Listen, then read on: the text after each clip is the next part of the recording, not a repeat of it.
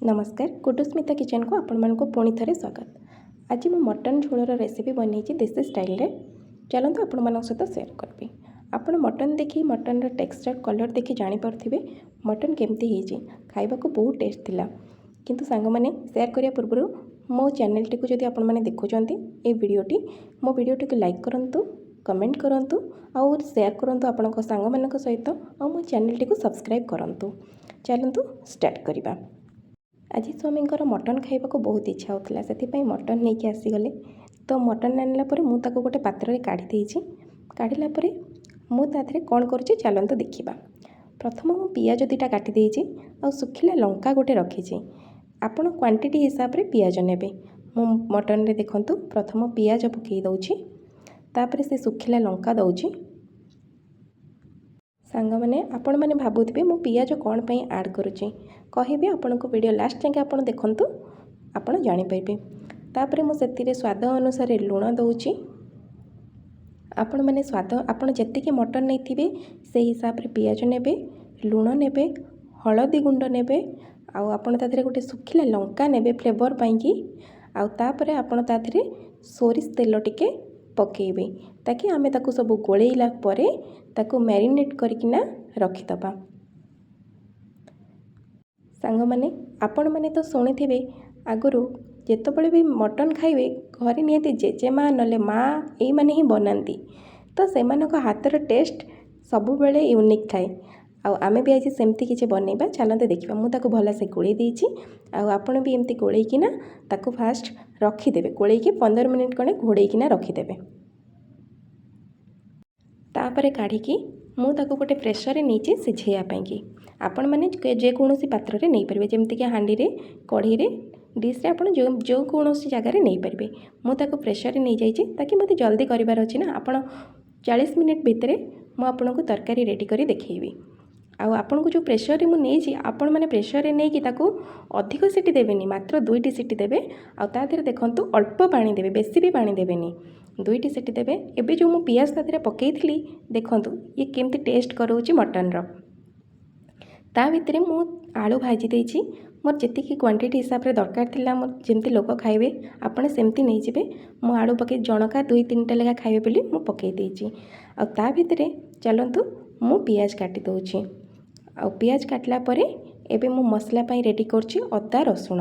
एतिकी मु क्वांटिटी हिसाब से अदा रसुण नेइछि। तापरे अदा रसुण नेला परे मसला करदेबे। मु तापरे कड़ाई नेइछि कड़ाई रे तेल पकई देइछि। मोर तेल गरम हेलानी। तेल गरम होला परे मु ताधरे किछि गोटा मसला देइछि। आपण भी सेमती गोटा मसला किछि देबे। आ गोटा मसलार फ्लेवर आसीबा परे जाइए आपण जहाँ भी पकेबे। तो गोटा मसलार फ्लेवर आसिला परे जाइए मु जीरा पकेबी। तो एबे मोर गोटा मसलार फ्लेवर आसी गलानी ऑलरेडी। तो मुझे जीरा पकई देइछि। जीरा आपणकर फुटिला परे तापरे काश्मीरी चिली पाउडर ताधरे किछि ऐड करिबा ताकि तरकारी कलरटा बहुत भल आसु। काश्मीरी चिली पाउडर आप जो लंका गुंड ऐड करेंगे से गैस फ्लेम सिम रखिथे नहीं तो आपणकर लंका गुंड पोड़ी जीवो। तापरे मु कटा जाइथिबा पियाज को नहीं से मोर कलर आसीगलानी। तो मुझे पियाज पकई देइछि ऑलरेडी। पियाज पकेला परे पियाज को आपण मैंने भल से भाजिबे। पियाज जदि भल से न भाजिबे ताले तरकारी टेस्ट जमा भी आसबनी। पियाज भल से जरिले ही तरकारी टेस्ट आसब। मु सेतबेले सिझेला बेले ऑलरेडी 2टा पियाज मु नेइथिली जोटा कि ताथरे पकेइथिली। आपण जेतिकी क्वांटिटी हिसाब रे मटन नेइथिबे सेतिकी हिसाब रे पियाज नेबे। आ तापरे मु सेतिपई एबे 4टी मात्र पियाज नेइकिना मसला रे दउछि। तो मु एबे दे देइछि भाजिबाकू। पियाज आगे भल से भाजी हो जाऊ तापरे आमे मसला ऐड करिबा। देखंतु मझिरे मझिरे आपण पियाज को भाजुथिबे नहीं तो पियाजर तल लागी जिवो। तो पियाज एबे देखि पारथिबे भल से पियाज एबे जरी गलानी। तो आउ टिके भी मु भल से भाजी दउछि पियाज को। पियाज भाजी होला परे ताथरे मसला ऐड करिबा। सांग माने मु आज मसला ऐड करिया पई मु कोनोसी ग्राइंडिंग करिनी मसला को। मु मसला आज छेचा मसला करिछि। मटन ने छेचा मसला दे मटन बनैबा को आगुरु सब शिଳରେ बाटिकी जेजेमा माने बनौथिले। तो मु सेति पई भाबिली मो पाखे तो शिळ नथिला अवेलेबल तो मु सेति पई कि छेची देइछि मसला को। तो छेचा मसला ऐड करिबा। देखंतु पियाज मोर भाजी हे गलानी। ताधरे मु मसला दे दउछि जेतिकी मु छेची देइथिली मसला जेतिकी रखिथिली। एबे मसला को भल भाबरे ताकू କଷିବା। ସେଥିପାଇଁ ତା ଦେହରେ କିଛି ଜିରା ଗୁଣ୍ଡ, ଆପଣ ଧନିଆ ପାଉଡ଼ର, ତା ଦେହରେ ଲଙ୍କା ଗୁଣ୍ଡ ଆଡ଼୍ କରିବେ, ଆଉ ହଳଦୀ ଗୁଣ୍ଡ ଆଡ଼୍ କରିବେ, ଆଉ ମିଟ୍ ମସଲା ବି ଆଡ଼୍ କରିବେ। ଆଉ ସବୁ ଆଡ଼୍ କଲା ପରେ ତାକୁ ଭଲସେ ଭାଜିଦେବେ। ଭାଜିବେ, ଟିକେ ପାଣି ଦେଇକିନା କଷିଲା ଭଳିଆ ପୁରା କଷିବେ। ଟିକେ ଟିକେ ପାଣି ଦେଇକି କଷିଲେ ମସଲାଟା ଭଲସେ କଷି ହେବ, ତା'ର କଞ୍ଚା ଅଂଶ ବି ଯିବ। ତ ମସଲା କଷିଲା ବେଳେ ଆପଣ ସବୁବେଳେ ମନେ ରଖିବେ ବେଶୀ କେବେ ପାଣି ଦେବେନି। ଆଉ ଗ୍ୟାସ୍ର ଫ୍ଲେମ୍କୁ ସବୁବେଳେ ଏତେ ହାଇ ରଖିବେନି, ତାକୁ ଲୋ ଟୁ ମିଡ଼ିୟମ୍ ଫ୍ଲେମ୍ରେ ରଖିକିନା ମସଲାକୁ କଷିବେ। ମସଲା ଯେତେ କଷି ହେବ ତରକାରୀର ଟେଷ୍ଟ ସେତେ ଭଲ ଆସିବ।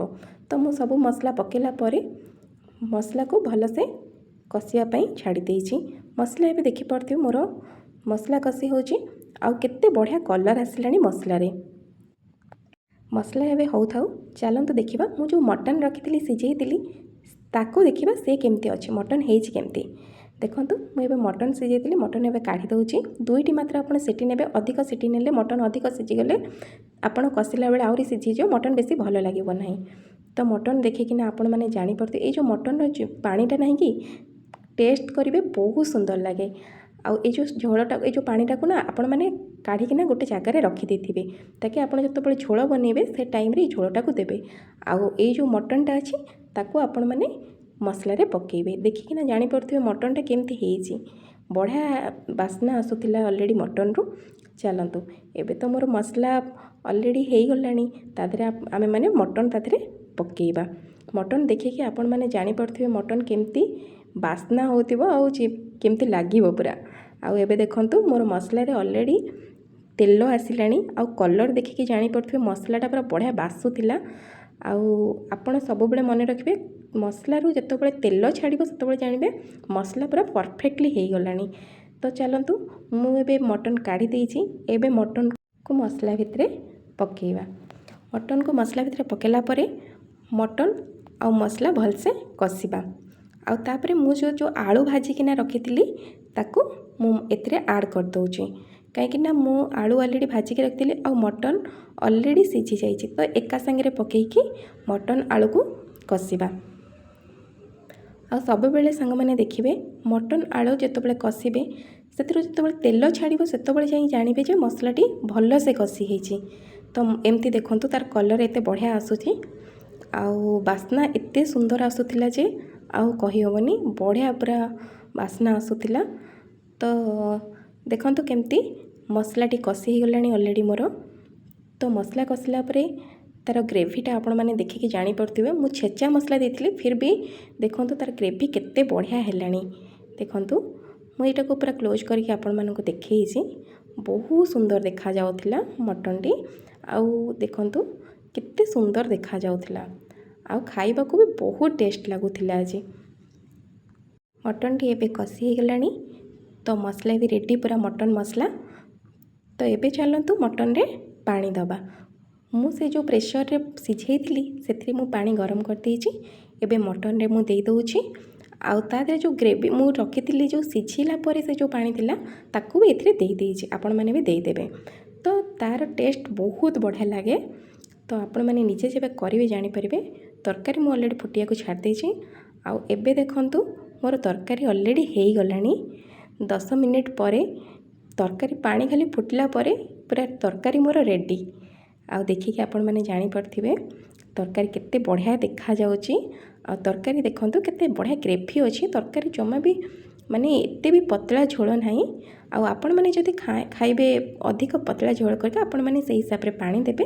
ମୁଁ କମ୍ ଦେଇଥିଲି କାହିଁକିନା ମୋତେ ଟିକେ କମ୍ ଭଲ ଲାଗେ।